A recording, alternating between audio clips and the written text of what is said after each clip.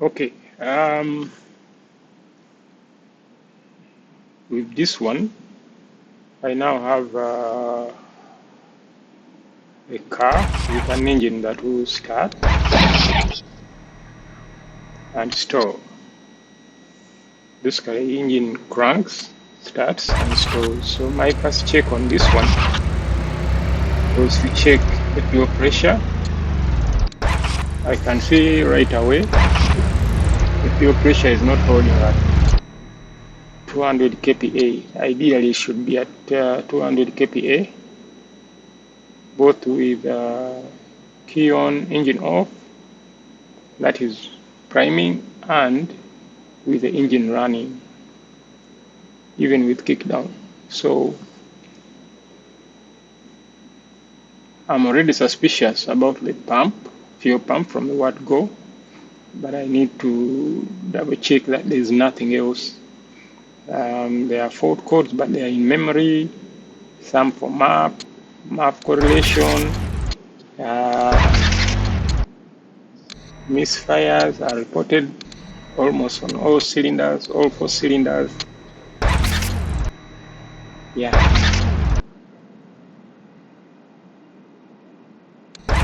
It is easy for one to be mistaken to start chasing these fault codes, but as far as I'm concerned, as far as I can see, all these fault codes are resulting from the engine stalling when it runs out of fuel pressure.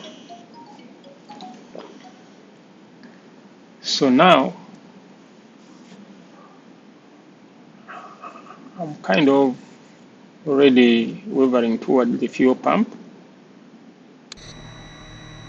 being weak. It has not totally failed. It does create some pressure, but it can't sustain it once the engine starts running. But I need to be sure that I'm not looking at a fuel leak, a large fuel leak that can prevent the pump from building up pressure, from building up and making pressure on the fuel rail. So all the checks I'm doing now are for proof that the fault codes are actually the result of the engine misfiring when the low pressure is manifesting. As you can see now, because the engine is running only for very, very short periods, the faults do not return when cleared.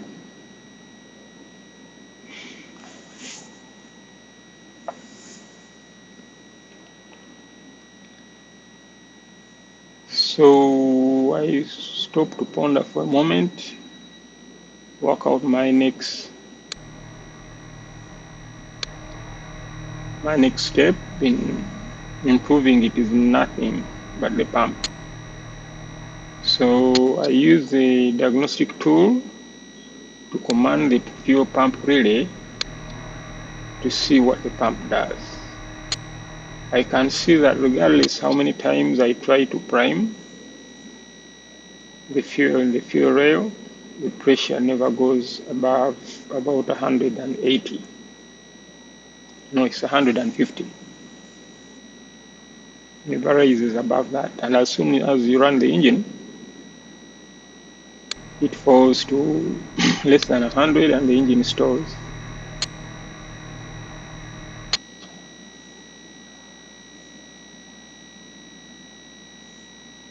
While testing the fuel pump relay,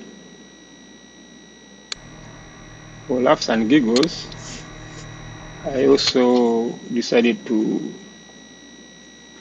play with the injector command.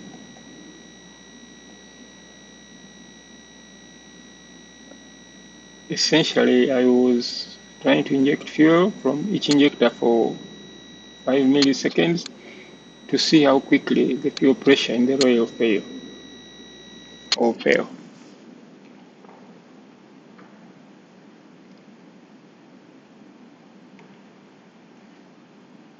For a moment there, I also played with a main relay, which I shouldn't. I just wasn't observant enough. I thought I was playing with a fuel pump relay. That's why with the main relay off, the fuel pump relay won't operate.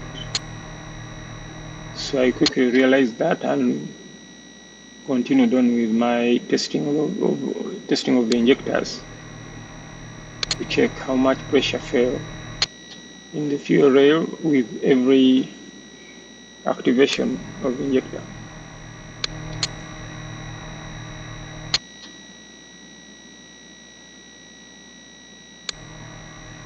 Now this I'm just trying to be sure I do not have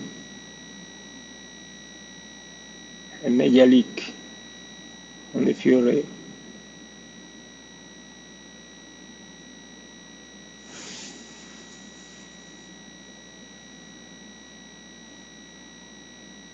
So once I'm okay with the injectors, I'm satisfied with the injectors,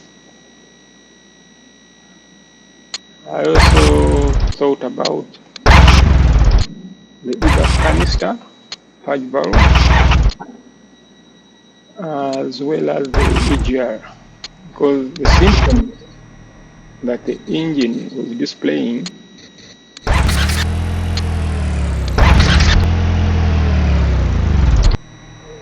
also mimicked what a large EGR leak or EVAP valve could do to fail an engine to run. So I just wanted to be sure the EGR and the EVAP canister valves were not leaking. In hindsight, I don't think I should have worried about this, but I just wanted to rule them out 100%. So I bring out the wiring diagram and have a look at the wiring connections for the fuel pump. It's just two wires, power from the fuel pump relay, and the other wire is a ground.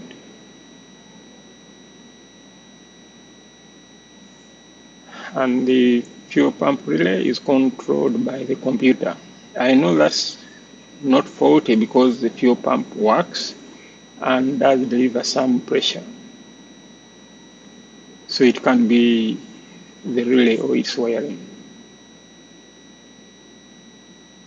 Fuel pump relay, to be specific.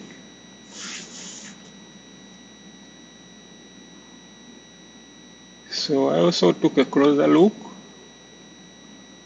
at the injector wiring, wondering if there was a short. Should I look for a short?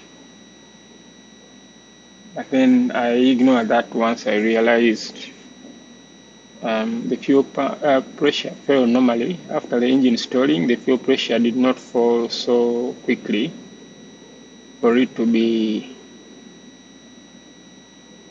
a shorted injector pump control wire. Sorry, a shorted injector control wire, not injector pump.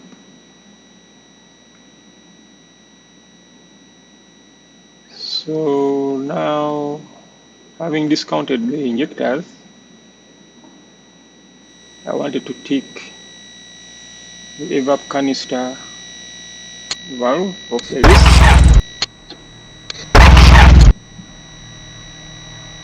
So I checked its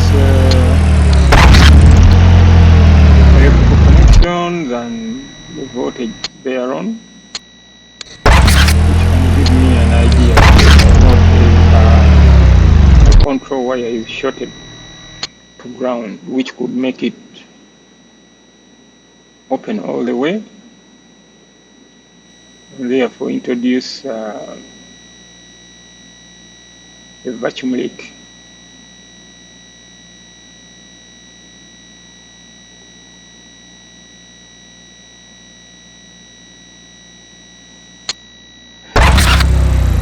think I misspoke earlier. I was talking about vacuum leak, not a leak on the fuel rail. I was talking about suspecting the EGR and the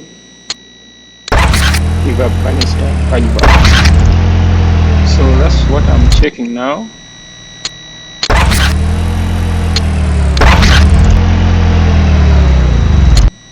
Checking that the EGR and evap canister valve are operating normally, at least with regards to their electrical control. I just want to be sure they are not causing a vacuum leak, which could also cause similar problems. So now I'm convinced it's nothing else but the pump. I go ahead and replace the fuel pump with a new one.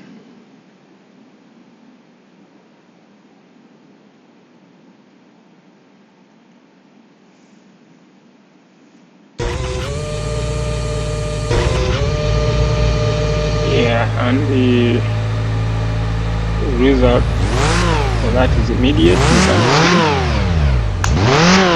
right away that the engine now starts and runs, and the fuel pressure is back at spec 200 kPa. Next thing is to clear the fault codes and make sure they are not returning, which is also proof that the problem has been fixed and there is no other fault.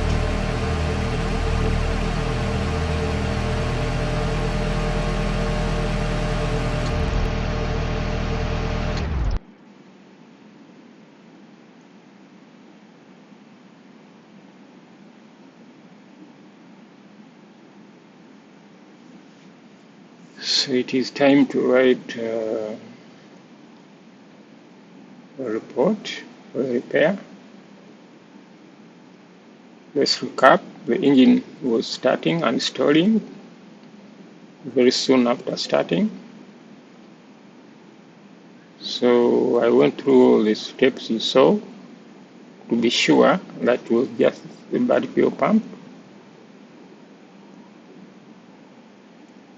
And having confirmed that, I changed the fuel pump. So now the engine starts and runs as it should.